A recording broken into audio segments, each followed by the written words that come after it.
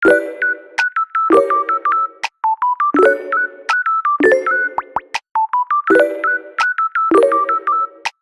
guys! Welcome to my channel. So, for today, mag-interview tayo ng isang condo unit seller, si Sir Allen. Hi, Sir Allen. Hello, ma'am. Yan. Thank you for your time. Morning. So, today nandito tayo sa DMCI Cameron. Cameron Residences. So, meron tayong mga interview for a condo seller. So, ask natin si Sir, what made you interested in becoming a condo agent and kailan nag-start? Actually, ma'am, it all started after ko mag-graduate. Nagbabrowse lang ako sa job street nun, ma'am, eh. Tapos meron nakalagay travel incentive, gadget incentive, parang puro incentive. Sabi ko, okay to gusto ko to nag-apply ako, tapos natanggap ako. Hindi ko alam, wala naman palang ganun. Magkakaroon ka lang ng mga incentives pag nakakabenta ka. So, may catch pala, ma'am. Pero along the way, habang ini-spend ko yung araw ko ng mga time na yun, parang hindi ko napapansin yung oras. Kakapasok ko lang, tapos uwian na agad. So, that time, na-enjoy ko siya ng sobra, ma'am. So, ayun, ma'am, yung naging deciding factor ko, kaya ako nag-agent. So, second question natin, how long have you been working in real estate? Tell us your experience and bakit mo na-enjoy magbenta ng condo for a long time? Actually, ma'am, yun nga yung na-mention ko kanina, no? Nag-real estate ako for about 6 to 8 months after kong mag-graduate. Pero hindi kasi ako nakakabenta, hindi siya madali that time. So, nag-work ako ng iba. So, combining the years, bumalik ako ng 2017 sa DMCI. Okay yung naging benta, ma'am. Parang lahat, everything falls into places for me. So, ngayon, siguro in total, 8 years na po ako nag-work as real estate. Ayun, ma'am, masaya naman kasi lahat ng gusto ko before, nakuha ko naman, majority ngayon. And still, hoping na magtuloy-tuloy po. So, third question natin, how do you stay informed about the current trends and developments in the condo market? Ayan, ma'am. With that question, ma'am, yung mga updates and trends, usually nakikita ko po siya more on social media or kaya naman updates from our office. Like, for instance, meron kami naging project before sa may Santa Monica Bridge sa may Capitolio. Ayun, malaki yung naging impact nun doon sa price ng mga condo doon sa area. Ang fourth question natin, how do you find new clients? What are your strategies to understand the buyer's specific needs and preferences? Ayan, ma'am. When it comes to finding a new client naman po, we're running ads kasi sa Facebook. So, basically, naglalagay kami ng targeting, tapos creatives, and then, nagme-message sa amin yung client. Pero yung other way naman around ng paghanap ng client is through referral with our previous client.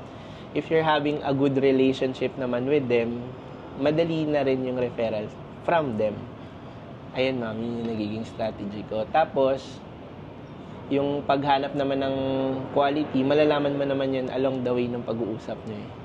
May mga nag-i-inquire kasi, ma'am, pero hindi pa able. Meron namang nag-i-inquire, pero able na.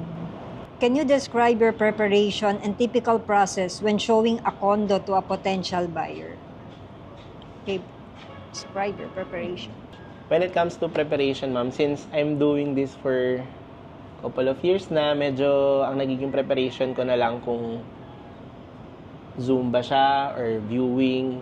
Kasi may structure naman may structure naman the way ko siya i-present. Pag Zoom naman po, usually, po yan start sa location, the visuals, like perspective, and computation. That's the way pagka-Zoom. Pagka naman dito, ma'am, sa property namin, nag-start ako sa ground floor. I'm selling them the experience po not the product. So, pinapa-visualize ko sa kanila ano yung makukuha nila with DMCI Homes. Ayan, ito maganda. How do you build and maintain good relationship with clients? And isa po yan sa pinakamahirap gawin, ma'am, no? Kasi every client, iba-iba sila. Iba-iba yung way ng pag-handle, iba-iba ng approach, paano mo sila i-assist. So, doon ma'am, iba-iba rin po yung strategy ko. Kapag yung client okay naman, normally, message lang pag birthdays. May mga clients kasi ko ma'am, like, nagiging friends ko na sila, nagiging parang close na din. Kasi sa tagal na rin po namin magkasama, magkakilala, updates, parang nagiging madali na. When it comes naman sa mga client na medyo hindi masyadong okay, kung ano lang yung need, yun lang din yung pinoprovide ko. Tapos kung may kailangang updates like price increase, I let them know. Yun lang ma'am. Ganun lang. Next question, how do you handle client questions and concern? What is your challenging experience with that difficult client? I remember mo, meron ako naging client. Sana hindi niya mapanood to.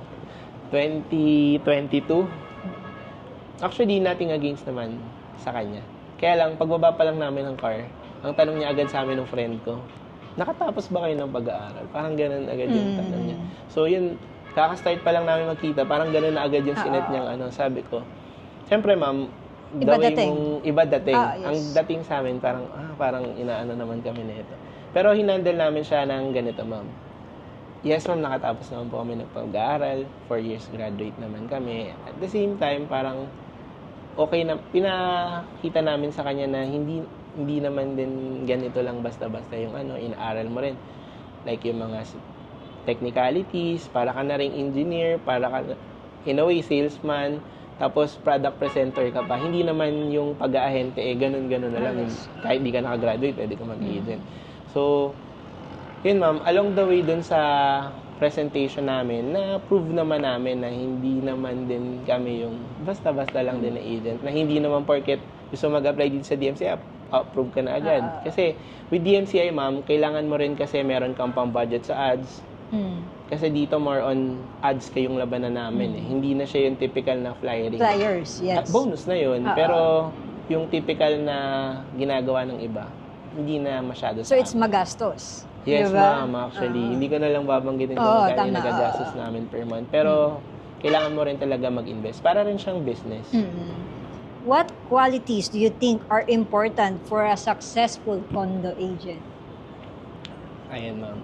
Itong question na to, hindi ko makakalimutan yung sagot dito. Kasi nung nag-start pa ako way back 2015, sabi nung mga bosses namin, yung eagerness, yung burning desire, tsaka yung passion, yun yung kailangan mo. Kailangan meron kang gigil sa pagbebenta.